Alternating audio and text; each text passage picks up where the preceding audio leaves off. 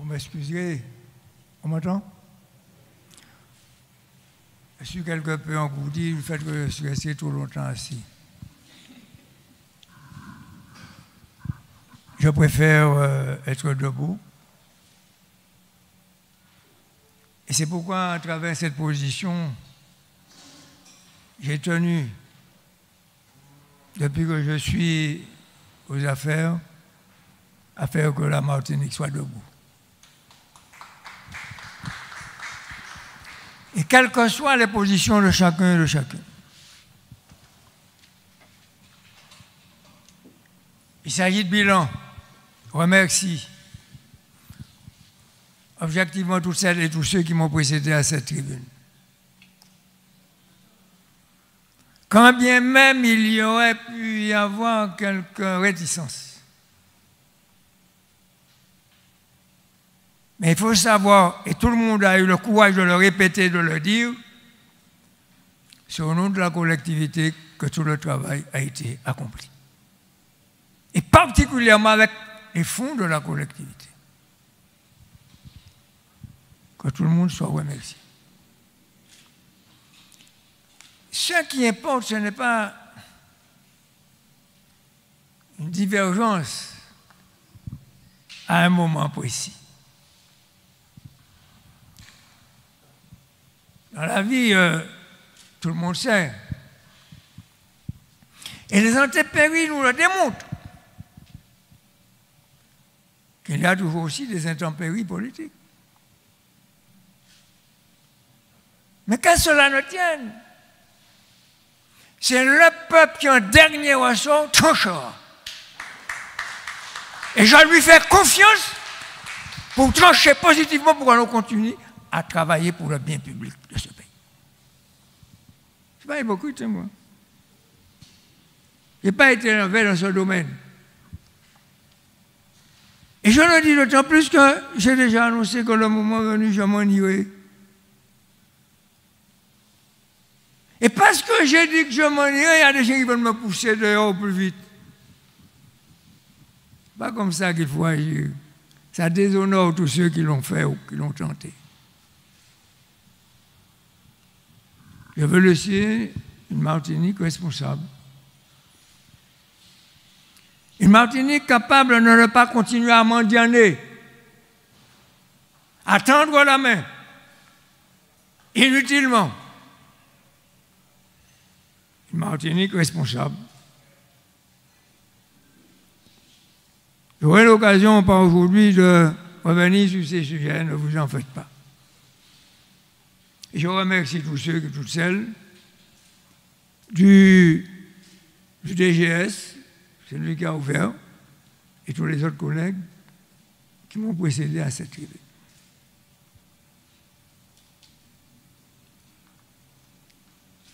Chers collègues, chères collaboratrices et collaborateurs, j'aurais pu ne pas lire un petit texte, mais la parole s'envole, mais l'écriture, c'est pourquoi je le fais, pour qu'il n'y ait pas de falsification de mes propos. Martiniquaises, Martiniquais. Présenter le bilan de la collectivité territoriale de Martinique pour l'année 2020 revêt un caractère particulier.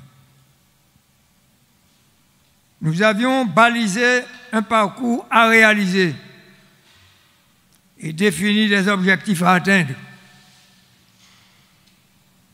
L'irruption avec fracas du Covid-19 a chamboulé la donne en modifiant nos méthodes et moyens d'action ainsi que nos critères d'évaluation. C'est plus que vrai. Collectivement, par contre, nous avons été mis à l'épreuve, ce qui a permis de mesurer notre capacité de réaction et la ductilité de nos réalisations antérieures. La crise sanitaire a révélé nos capacités et nos potentiels en termes d'adaptation, Et la collectivité territoriale de Martinique a tenu son rôle de guidance. Bon, de temps en temps, il faut parler un français un peu imagé aussi, quoi.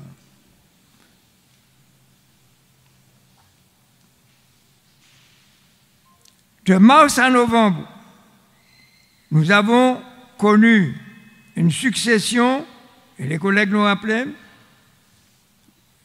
d'événements inédits dans leur ampleur et leurs conséquences.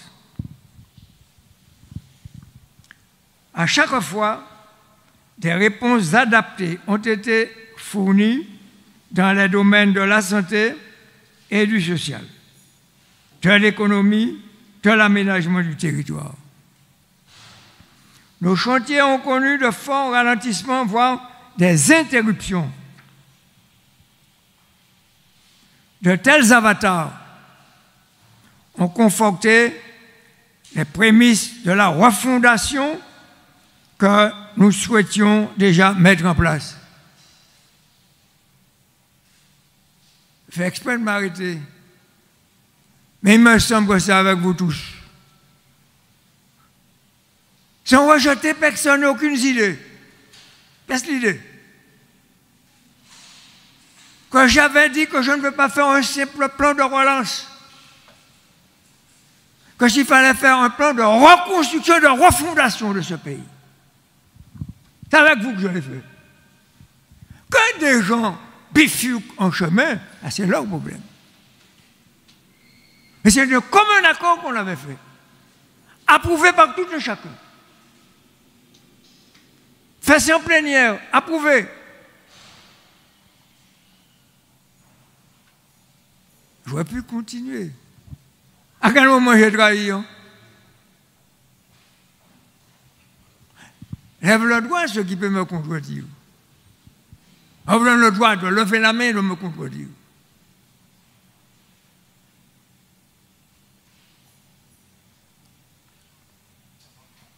Donc je disais que nous avons fait ce qu'il fallait, à mon humble avis, à un moment donné.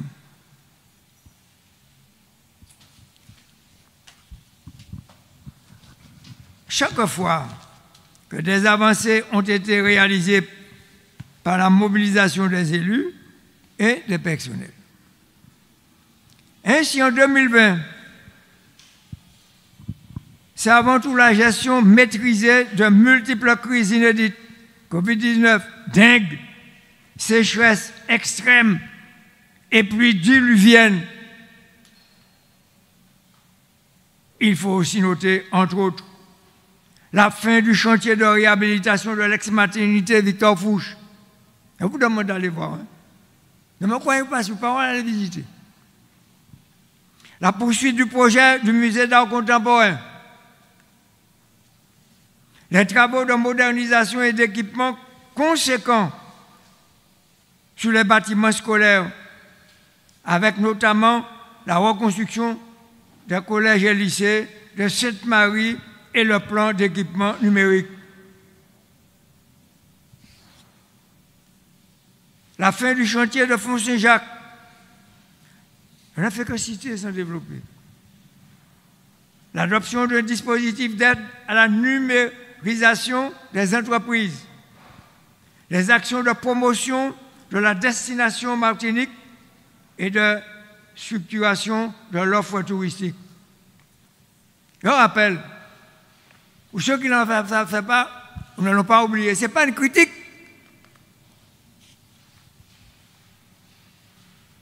La commission tourisme ne possède pas d'argent en particulier. Ne cherche pas de querelle, j'explique. C'est la collectivité qui donne cet argent. Quand nous ne contrôlons même pas, tellement nous faisons confiance. Vous pouvez me dire que ce n'est pas vrai ce que je dis? On a même donné du fric pour que les gens viennent. Les gens qui sont en vacances en Martinique restent en vacances en Martinique. Partez en vacances aussi en Martinique chez vous. On a innové. C'était une manière, quoi, de rendre service aux gens. Et j'ai vu de mes yeux vus, comme dirait l'autre, des gens à qui nous avaient donné une petite aide, aller dans tel restaurant, tel ceci, tel cela. Moi-même, j'y suis allé. Je n'ai pas bénéficié de ça, je veux dire. Mais j'y suis allé pour regarder un petit peu ce qui se passait. Et ça a eu un côté positif. On a évalué, pas donné le chiffre, on a évalué, pas moi qui l'ai évalué. Les services de l'État, même pas moi, n'ont pas évalué quoi que ce soit. On a dit que ça a été excellemment positif, qu'il y a eu un rebond. Quand on a chiffré, pas moi, quand les services de l'État ont chiffré. Par conséquent, on ne peut pas dire que c'est Alfred Magène qui a inventé des chiffres. Je poursuis. Et je disais que la crise, je peux ne pas suivre mon texte totalement, la crise n'a pas permis de faire aboutir les démarches d'adhésion de la Martinique à la CARICOM. Pourquoi? Parce que vous n'ignorez pas que je porte au quotidien la volonté d'une ouverture au monde de la Martinique comme pilier de notre activité, de notre développement. Est-ce que nous allons rester comme un vieux calmaçon dans notre coquille? Et puis de temps en temps, nous sortons une petite antenne comme ça. Oh. Non, ce n'est pas cette idée-là que j'ai. On reste confinés sur nous-mêmes. On est déjà super confinés, puis nous nous confinons encore. Ou bien des gens prennent des positions pour nous reconfiner encore. C'est incroyable, quoi. C'est un confinement, j'allais dire, éternellement mortifère. Éternellement dégradant. Ce n'est pas cette conception que j'ai. Et je disais que, bien sûr, nul n'ignore que je porte au quotidien la volonté d'une ouverture au monde de la Martinique, que je répète, comme pilier de notre attractivité et de notre développement. J'insiste. La crise n'a pas permis de faire aboutir les démarches d'adhésion de la Martinique à la CARICOM. Que j'avais demandé ça. Eh bien, savez-vous, après nos démarches, j'ai reçu l'assurance, et je cite, du secrétaire général que son aboutissement serait proche bientôt. Il faut défoncer les portes qui restent fermées. Mais pas en cassant, mais en expliquant. Cette ouverture au monde s'exprime aussi dans la stratégie d'influence auprès de l'Union européenne afin de défendre les intérêts et les spécificités de la Martinique. Là encore, je n'ai pas besoin d'insister. Vous savez mieux que quiconque, et tous sans exception, les démarches personnelles que j'ai eu l'occasion de faire. Tout le monde le sait. Mais des fois, on n'a pas totalement réussi. Bon, mais écoutez, on a recommencé. Tout le monde sait ça, tous vous savez ça. Je l'ai fait au nom de qui? Au nom de vous tous, au nom de la Martinique. Et c'est pourquoi, des fois, je ne comprends pas ces espèces de déchirements inutiles. Je vous dis ça, ce qui m'attriste, c'est ça. On fait quelque chose pour un assembliste, on casse ça, on casse l'élan. Ou bien on passe par derrière. Alors que je ne fais pas ça. En ce qui concerne la gestion des fonds européens, on en a parlé. Les représentants de la Commission européenne, lors du dernier comité de suivi, je cite bien, le 3 décembre dernier, ont reconnu l'ampleur de la tâche accomplie, le bilan, et je cite, c'est pas moi, eux-mêmes ont compris ça. Et je cite, remarquable, malgré les circonstances exceptionnelles. Les Européens même qui reconnaissent ça.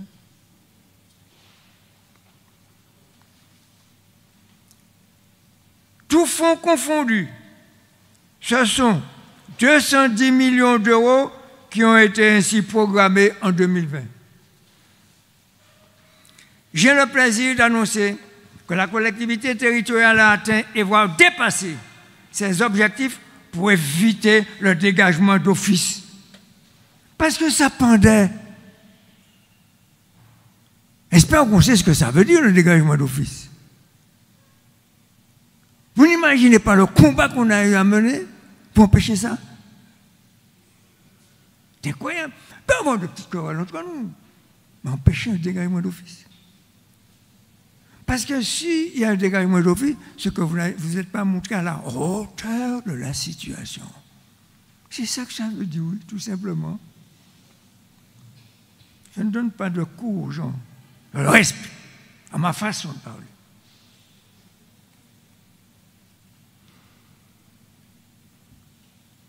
Il revient maintenant à la direction des finances publiques, la DRFU. Je remercie d'ailleurs de valider le volume des dépenses transmises. Je le dis très objectivement.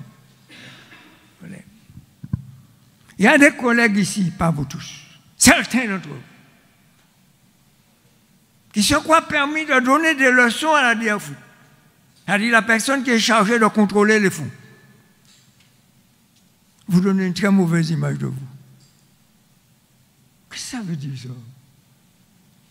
Vous allez contrôler la dame qui vous contrôle. C'est elle qui est chargée de nous contrôler, vous allez contrôler la dame qui vous contrôle. En quelque part. En quelque part, il y a un fil décassé là. Et vous n'imaginez pas le tort que nous causons à nous-mêmes en agissant ici. Je le dis publiquement pour que les collègues me comprennent. On ne fait pas ça. Que l'on s'engueule entre nous, passe. Mais nous ne faisons pas ça. C'est inadmissible. C'est honteux. Et j'ai le droit de dire ça en public. Pour qu'il n'y ait aucune ambiguïté de ma part.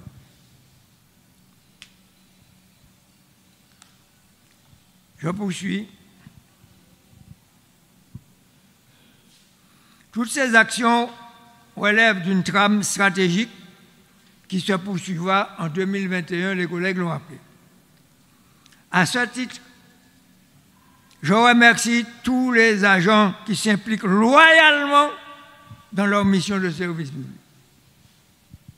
Tous les prestataires et les entreprises qui contribuent largement à la réussite de nos actions et projets. Il faut les citer aussi, il y en a pas mal. Tous les élus qui, au-delà des différences et divergences, participent à l'édification d'une Martinique plus responsable et plus honorable. Mesdames et messieurs, la collectivité unique avait été souhaitée pour plus de cohérence d'action et d'efficacité financière. Je n'ai pas ouvert de parenthèse nouvelle. Il y a des gens qui se sont opposés. C'est-à-dire, elles sont des opposants systématiques. On veut d'une assemblée unique, l'on va mettre au palais. On veut un peu plus de responsabilité, l'on va mettre au palais. Ça m'en est alors. Pour les pays, oui. Mais pas mentir en le disant, vous le savez bien à quoi il fait allusion.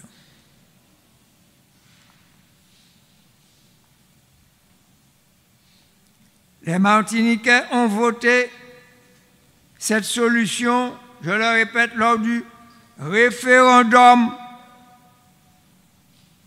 Parce qu'on a l'impression que je suis mis là,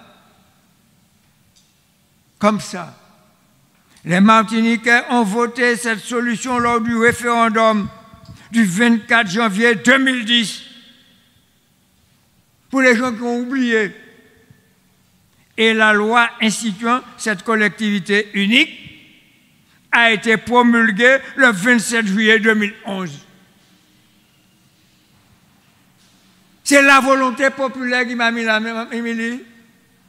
Les gens oublient ça. Il faut le répéter pour que le Martiniquais retienne ça. Comme si c'est un coup d'État que j'ai fait. Quel coup d'État? On a consulté le peuple. Les camarades, même ici, ont oublié. C'est pourquoi il faut le rappeler.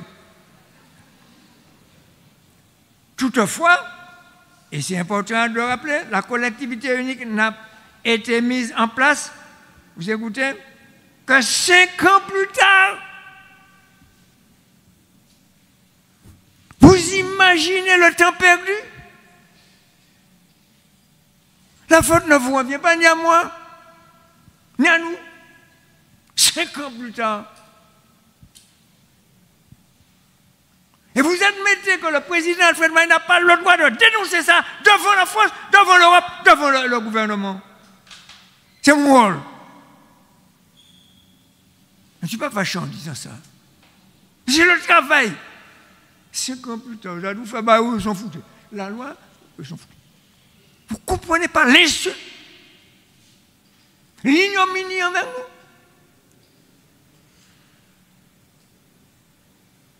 Une piqûre de rappel que j'adresse à tout le monde.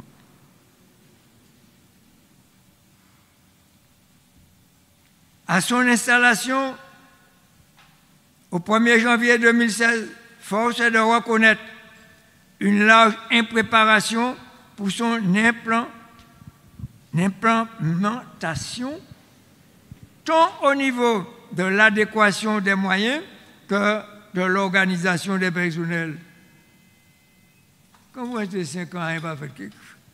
Ça part dans tous les sens. La priorité a donc été de mettre en place une administration nouvelle, de restructurer une ingénierie financière capable de redresser et d'assainir les comptes, de créer une gestion des fonds européens, on l'a rappelé ici, et bruyamment par tous, avant les collègues, donnant la maîtrise des décisions aux élus de relier les approches économiques et sociales. Parce qu'on a essayé de faire. Vous n'imaginez pas le retard qu'on a pris qui ne vient pas de nous. Vous n'imaginez pas ça. Et vous ne voulez pas que j'aille tambouriner ailleurs pour dire ça? C'était mon rôle, ce n'était pas à vous d'y aller. Entre 2016 et 2019, n'en déplaise aux mauvais plaisants, je n'ai pas dit d'autres termes, les progrès réalisés ont été constants et se sont traduits par une amélioration des indicateurs dans nombre de secteurs d'activité. Je vous réfère aux publications de l'INSEE sur ce sujet. Ah, que n'ai-je pas entendu? L'INSEE ne dépend pas de nous. De personne ici. L'Institut national de la statistique économique, etc., en sonne. On a rappelé que la Martinique est en train de bouger valablement, qu'on est en train d'avancer honnêtement, et que normalement, bien, ceux qui ne voulaient pas nous aider financièrement, eh bien, on pourrait le faire parce que la Martinique peut commencer à honorer ses dettes. C'est ce que ça veut dire. Il s'est trouvé des gens dans ce pays pour dire que ce n'était pas vrai. Or, l'INSEE ne dépend pas ni de vous ni de personne, pas de nous. Incroyable. Jamais vu ça au monde. Comme si l'INSEE me faisait une faveur. Ou nous faisait une faveur. Non, on regarde ce que vous pouvez, à un moment donné, collectivité, est-ce que vous avez les moyens d'avoir un prêt pour honorer ce prêt? C'est pas plus que ça, nous. C'est aussi simple. Si vous n'avez pas l'argent, pas prêter, vous ne pouvez pas payer. C'est ça que ça veut dire. Mais où il veut payer de tout, eh bien, on vous dit, allez devant, voilà. On est prêt à vous accorder un prêt parce que vous êtes en capacité de rembourser. C'est ce que ça veut dire. Il y a des gens qui font des commentaires que je ne comprends pas, que je n'ai jamais compris.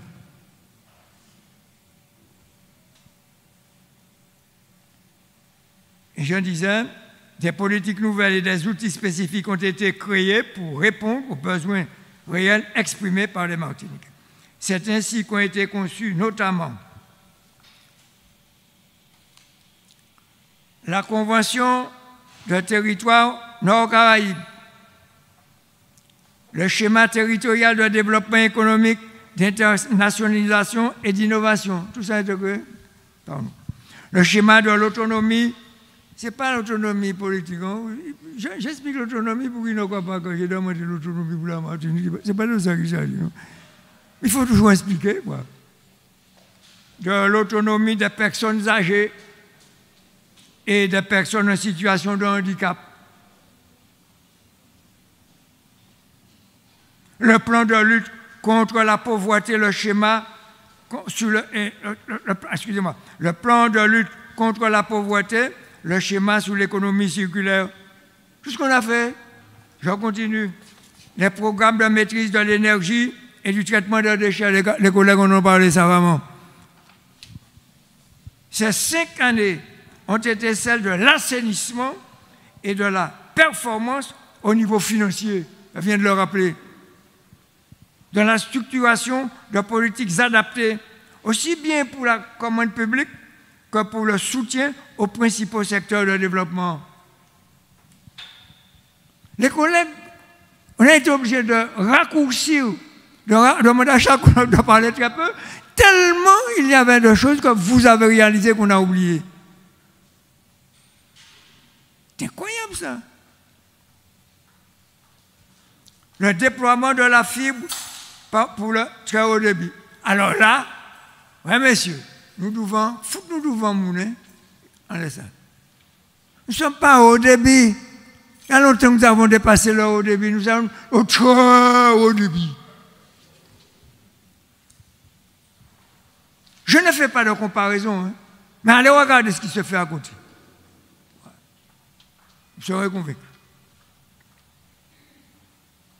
L'investissement dans l'intelligence avec la réalisation du lycée chercheur de la cité scolaire de Trinité. Quand on dit l'intelligence, c'est comme ça se dit. Hein. Dans le langage habituel, c'est uniquement pour ça, pour que vous compreniez, il ne s'agit pas de rejeter les gens, c'est comme ça ça s'appelle. Je préfère expliquer pour qu'il n'y ait pas de mauvaise interprétation de ma pensée. Le pari de la culture pour la reconnaissance de notre histoire et pour l'épanouissement des talents artistiques. Je n'ai pas le droit de parler de mon histoire, des talents artistiques martiniquais, de tout ce que nos Martiniquais font. Non, non, un peu bêtise, ça existe dans la vie. Mais regardez, ne mettez pas le doigt sur ce qui ne va pas, vous mettez la main partout où vous voyez que ça va mieux. Et là où ça va mal, pas mon emballant pour y aller payer. Pour améliorer la situation. La promotion de nos atouts naturels et touristiques, la mise aux normes des infrastructures routières, la mise en place d'un système de mobilité avec un modèle de transport terrestre et maritime optimisé. Là, il y a eu pas mal d'exemples. Franchement. Eh bien, la quantité d'efforts qu'on a produit, on a rien fait. Le choix, je continue. Le choix d'équipements de santé avec le financement d'un cyclotron dernier cru, dernier modèle implanté au sein du centre d'imagerie médicale dédié, la construction du pôle universitaire de santé pour accueillir la formation paramédicale et favoriser l'installation du cycle complet d'études médicales. Permettez que je précise là quelque chose. Nous sommes en train, collègues, de faire comment dire, je viens de dire, un cyclotron. Vous écoutez? Parmi les plus performants au monde. Au haut niveau. Dernier cri. Vous avez entendu? Ce n'est pas de la blague que je fais pour vous. Non? Dernier cri. Pour faire quoi? Pour permettre que nos malades soient traités sur place convenablement. Moi-même, le dernier matin, mon peignant cancer, ce n'est pas ça que je souhaite. Eh bien, si on peut me traiter sur place, c'est déjà ça. Famille, moi, rappelle-moi plus facilement. Vous n'imaginez pas ce que je vous dis. Le haut niveau technologique qu'on atteint. Et ces gens font comme si c'était rien du tout, quoi. Comme si ça n'avait pas une importance particulière.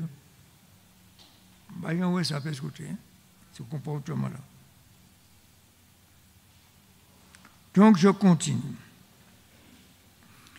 Je disais, je ne vais pas tout raconter. Et je poursuivais en disant que l'émergence d'un modèle de développement plus autonome, je l'ai déjà expliqué, au plan environnemental, en réconciliant croissance et durabilité. Je laisse passer quelques éléments de mon discours. Dans le domaine économique, en faisant passer au premier rang le bien-être de la population et la réduction de la pauvreté. Moi, ça m'a toujours peiné, écoutez-moi bien. Je ne sais pas si ça vous fait mal, quoi, de voir des gens qui, malgré leurs efforts, sont dans la misère. Il faut faire quelque chose pour aider eux, enfin, quand même. Je ne supporte pas, je vous le dis très franchement, c'est ma formation peut-être, de voir, il peut y avoir des difficultés. Il y a des gens qui ont fait dans la misère esprit. Il y a des gens qui ont passé un bon matin, midi, au soir, à dans la drogue, parce ici, passe là, qui a fait combien de drogue, qui a fait là, c'est où t'as. Je vous fais une parenthèse, la France ne fait pas son boulot suffisamment. Je vais dénoncer ça publiquement, profite de le faire d'ailleurs. Comment des gens qui sont responsables de contrôler la navigation, le transport des marchandises et de la cocaïne dans la zone là, on laisse entrer autant de produits ici et personne ne voit ça et ne sait ça. Et puis on me dit que je n'ai pas de droit de dire que la France ne fait pas son travail convenablement là. Quand je dis la France, ceux qui sont responsables le font. Il ne faut pas condamner la France d'une manière générale. Qu'est-ce que ça veut dire ça? Il n'y a pas le droit de dire ça. Que j'ai appris ça, j'étais estomaqué. Des tonnes et des tonnes et des tonnes de cocaïne qui ont là, aisément. Je vous dis, ça me fait mal au cœur. Et c'est pourquoi je dis que nous, ici, nous devons avoir domicilié chez nous un certain nombre de responsabilités. Pour dire la France, ne peut pas faire, nous va faire nous-mêmes. Comment on ne comprend pas ce que je dis? Si responsabilité, ce n'est pas pour moi, c'est pour nous. Au point qu'en bouca où j'ai foutu quoi il en main, puis on pas chez bébé d'amour. C'est pas triste, c'est doublement pénible. C'est triplement pénible, c'est honteux. C'est Alfred Marie-Jeanne qui vous parle.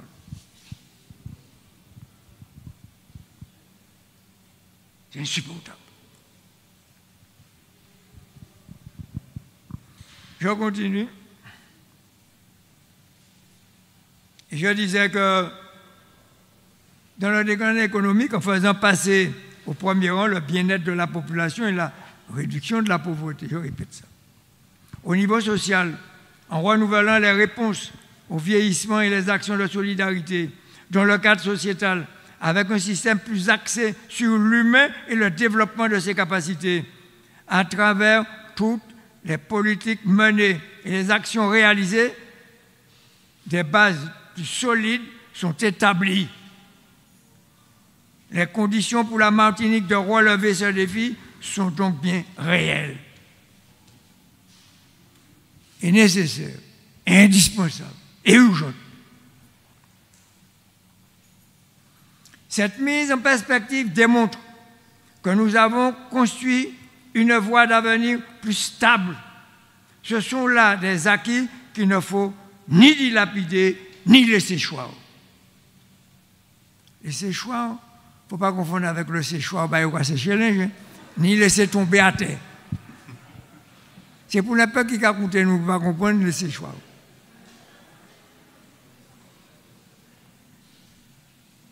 Mesdames, Messieurs, 2016 a été l'année du diagnostic territorial et des premiers grands chantiers. 2017, celle de l'affermissement des compétences et de la clarification stratégique.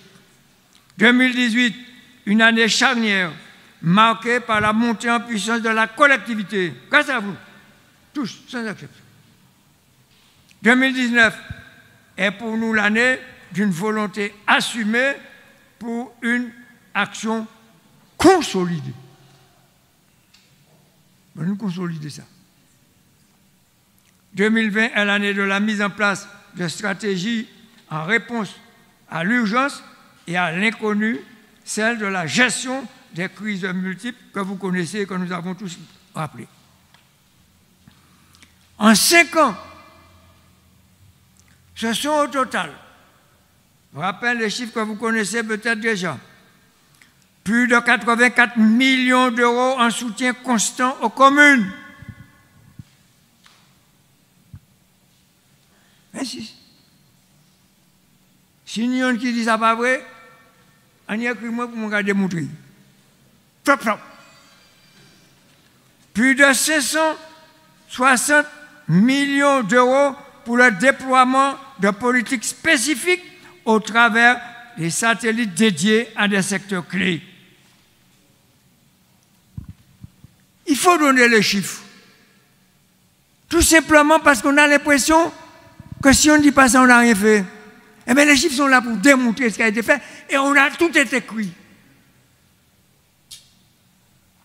Plus de 663 millions d'euros de fonds européens. Les collègues qui ont proposé se sont exprimés très convenablement là-dessus, très largement.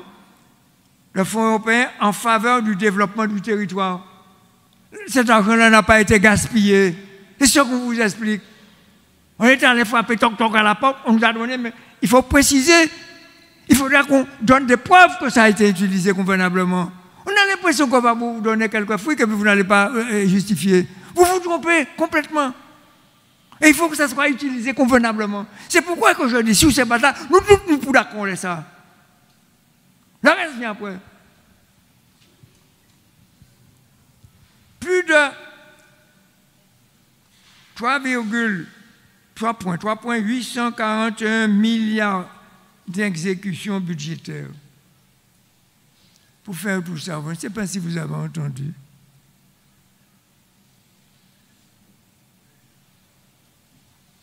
Au vu et au su de ce bilan prometteur.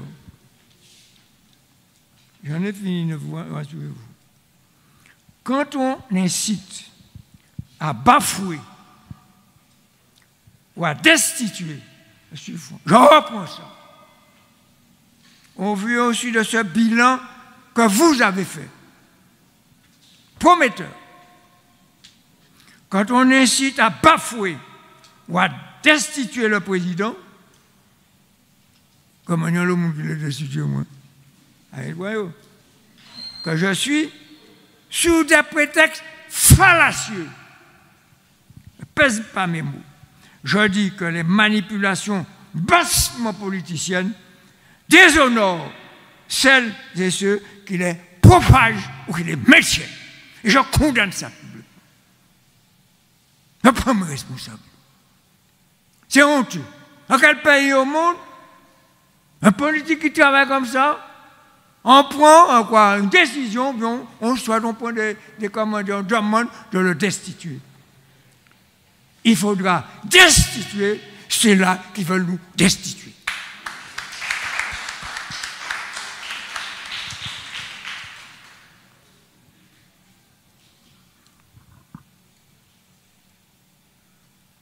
Bonne fête de fin d'année à toutes et à tous. Et je vous dirai simplement ceci, personne, je veux me déconfiner aussi.